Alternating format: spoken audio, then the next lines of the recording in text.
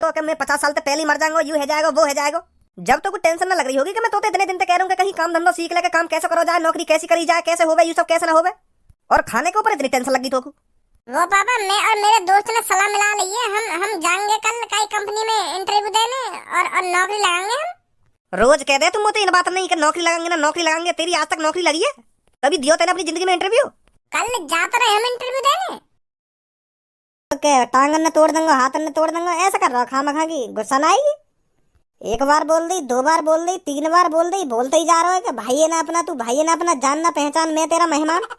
वो बार सीन कर रहा है। चल गुस्सा मत हो, छोड़ा मैंने बात ने। वैसे हम दोनों को कुछ सोचनी पड़ेगी, ऐसी उम्र निकलती जा रही है हमारी, हम अपनी जिंदगी में कुछ कर पाएंगे या ना कर पाएंगे। हमारे घर वाले सही बोलेंगे काम धंधे पे लग जाओ, अगर हम काम धंधे पे ना लगेंगे तो हमें बाहर की दुनिया का तजुर्बा कैसे होगा? आ चल लो दुनिया में, कहा ना चल लो। यही मारे हमारे घर वाले हम तो काम की कहने जो थोड़ी बहुत हमें नॉलेज है बाहर की। हाँ सही बोल रहा है तू।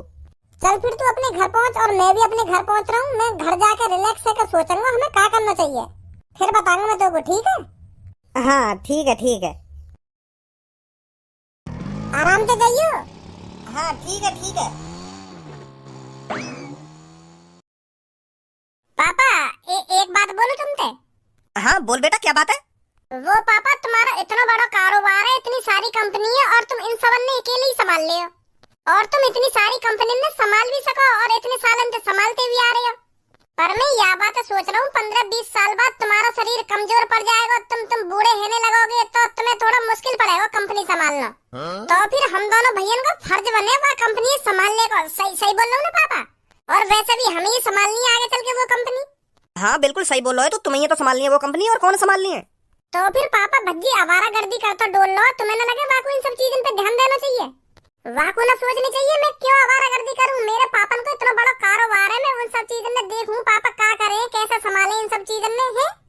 आगे चल के यूं सब वही के काम आएगा और वो आवारागर्दी करता डोल लो, रोज रात ले आएगा घर में, नेक बातों पे लड़ाई झगड़ा करता डोले वो, कभी काई की टांग तोड़ दे, कभी काई को हाथ तोड़ दे। भाई इन सब चीजों पे ध्यान देना चाहिए है। बात तो बिल्कुल सही बोल रहा है तू खज्जे। बाकी जिंदगी में बस यूं ही चल रहा है, रोज घर से बाहर और बाहर से अंदर।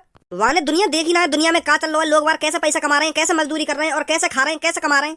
वाकू तो बस अपने यार दोस्तों के संग डोलना और फिर घर पे आ जाना, यूं ही चल रहा है की जिंदगी में। तो पापा यही बात है तो समझाना चाह रहा हूँ मैं तुमको, वाते कहो थोड़ा बाहर जाकर देखे काम कैसे करे और पैसा कैसे कमाया जा करे, तभी वाके दिमाग ठिकाने लगेगा। जब वो घर से बाहर निकलेगा तभी तो देखेगा दुनियादारी का है रो, दुनिया में काना है रो, तब पता चलेगी वाकू के कुछ न रखो आवारागर्दी करने में। वाकू पापा कहीं कंपनी वंपनी में लगवा दो 1-2 महीना, जो कुछ सीखे वो, और तुम वाकू थोड़ा धमका के ना वो तुम्हारी बात ने सुबह तक भूल जाए हाँ, कि पापा ने कहा कहीं मोते कहा ना कहीं।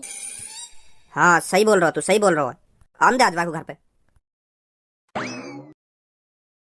कुछ खाने को बनाया मम्मी ने ना बनाया?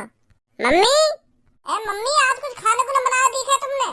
कैसे सब बढ़ती दिखे आज घर में जो कुछ ना बनाया? पर मैं बढ़ती ना मम्मी, मुझे तो बहुत जोर से भूख लग रही है यार, कुछ बनाओ है। ये सही बात थोड़ी है तुम्हारी, तुमने खाली रसोई छोड़ रखी है। कहाँ गए सब? मम्मी ये सही बात थोड़ी है तुम्हारी, रसोई सुनसान पड़ी है, तुमने कुछ ना बनाया आज? तुमको पता है टाइम से खाना कितना जरूरी है? अगर हम टाइम से खाना नहीं खाएंगे ना तो हमारे शरीर की ऊर्जा कम हो जाती है, और अगर शरीर की ऊर्जा कम हुई तो कार्बोहाइड्रेट, वसा, प्रोटीन, खनिज और यू विटामिन, यू सब चीजों की कमी पड़ जाएगी शरीर में। इन सब चीजों की कमी पड़ गई ना फिर हम लकड़ी जैसे आ जाएंगे, लकड़ी जैसे ठंटर बन जाएंगे, बिल्कुल ठंटर। तो यही हमारे टाइम पे बना के रख दे करो खाना रसोई में। अगर मुझे टाइम पे खाना न मिला तो मैं यह तरीका थे तो 50 साल की उम्र में मर जाऊंगा। भाई बात तो इतनी बड़ी बड़ी करेगो, क्या कहने हो, क्या बात न बना रहा हो यहाँ पे खड़ो है के? मर जाएगा तो 50 साल से पहले ही।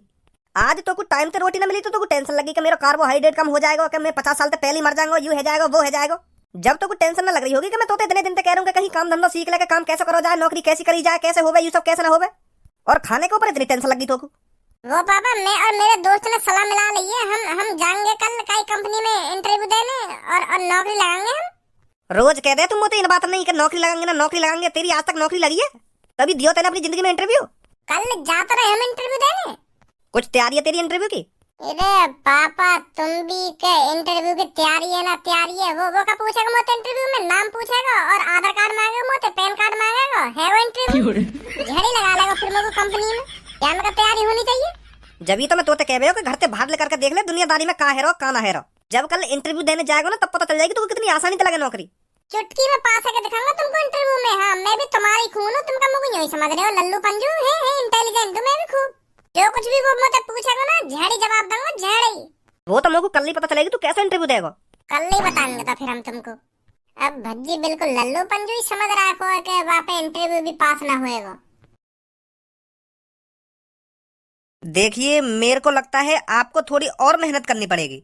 अभी जो मेरे को लगता है आप इस जॉब के लिए अच्छी तरह से तैयार नहीं हो, तो आप अपने ऊपर थोड़ा और ध्यान दीजिए, अपने ऊपर और मेहनत कीजिए, फिर इंटरव्यू देने आइए, फिर देखते हैं हम। ओके ठीक है सर, ठीक है। नेक्स्ट। Good morning sir.